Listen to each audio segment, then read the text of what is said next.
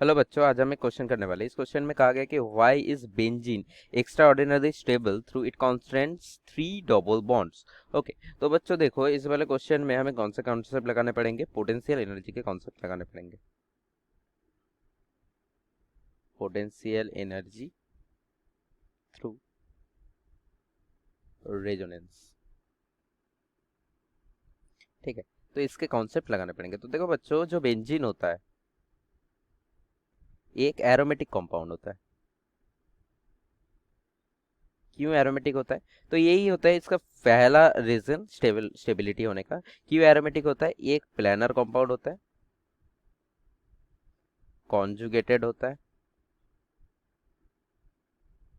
Cyclic होता है, और अकॉर्डिंग टू हुकेल इसके पास 4n+2 पाई इलेक्ट्रॉन है। दैट मीन्स इसके पास 6 पाई इलेक्ट्रॉन है। 6 पाई इलेक्ट्रॉन मतलब हम कह सकते हैं, देखो बेंजीन कुछ ऐसा है, ऐसा बेंजीन है। तो इसके पास टोटल दो, दो चार और दो छः, तो टोटल 6 पाई इलेक्ट्रॉन है।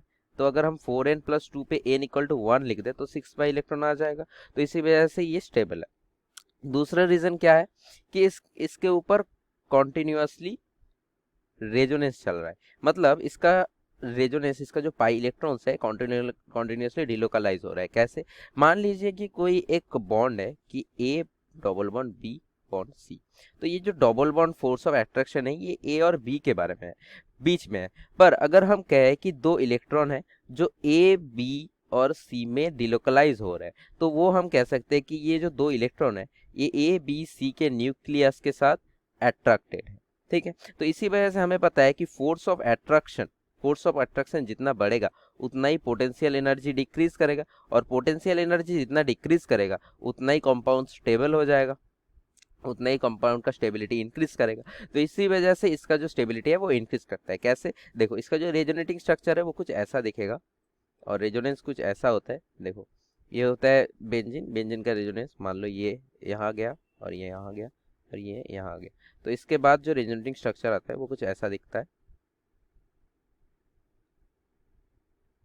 ठीक है, तो ये जो रेजोनेंस हाइब्रिड, उसको हम कुछ ऐसे लिखते हैं कि इधर देखो, 3 कार्बन की वजह से, 3 पर्टिकुलर एटम की वजह से पोटेंशियल एनर्जी डिक्रीज कर रहा है। पर ये जो टोटल फोर्स ऑफ अट्रैक्शन है, डबल बॉन्ड का फोर्स ऑफ अट्रैक्शन, ये 6 कार्बन के साथ डिवाइड है। ठीक है, तो अगर 6 कार्बन के साथ डिवाइड है तो पोटेंशियल एनर्जी बहुत ज़्यादा गिर जाएगा और स्टेबिलिटी बहुत ज़्यादा इंक्रीज करेगा। तो इसी यही रीजन है कि ये जो बेंजीन है बहुत बहुत ज़्यादा स्टेबल होता है, although there is 3 double bonds. Okay, I hope you understand from this. All the best बच्चों।